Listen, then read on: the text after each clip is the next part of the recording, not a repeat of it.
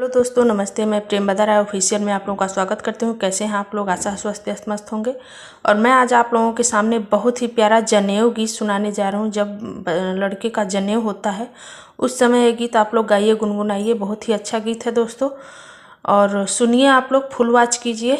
अच्छा लगे तो लाइक शेयर करिए, चैनल पर नए हो तो सब्सक्राइब कीजिए, और प्यारा प्यारा कमेंट करके बताइएगा कि हमारा गाना आप लोगों को कैसा लगा। धन्यवाद। सोने क दिया रूपे लागल बाती, बुआ काजर पारेली हो। सोने क दिया रूपे लागल बाती, बुआ काजर पारेली हो। काजर देवे बुआ आँख में, नेगवा कुछ मांगेली हो। काजर देई बुआ आँख में, नेगवा कुछ मांगेली हो। सभवा ही बैठल भैया, उत तड़पी गरजी बोले हो। सभवा ही बैठल प्रशांत भैया, उत तड़पी गरजी बोले हो।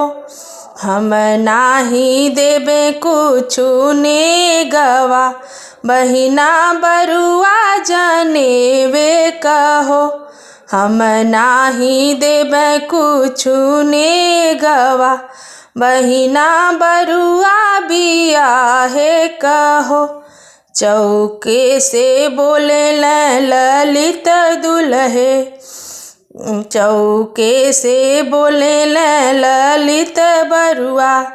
बुआ हम देबे दुनो नेगवा। चौके से बोले दुल्हे बाबू, बुआ दुनो नेग हम ही देबे। सोने क दिया रूपे लागल बाती, दीदी काजर पारेली हो।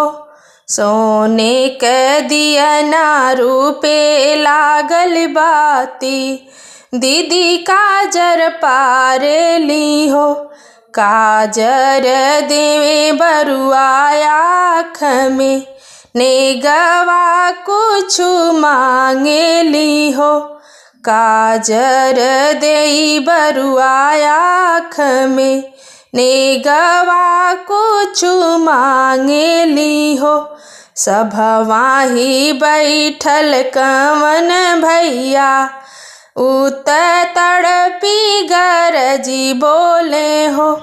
सभवा ही बैठल शशांक भैया, उत तड़पी गरजी बोले हो। हम नाही देबे कुछु नेगवा, बहिना बरुआ बियाहे कहो। हम नाही देबे कुछु नेगवा, बहिना बरुआ बियाहे कहो। चौके से बोले मयंक भैया, हम देबो दीदी नेगवा।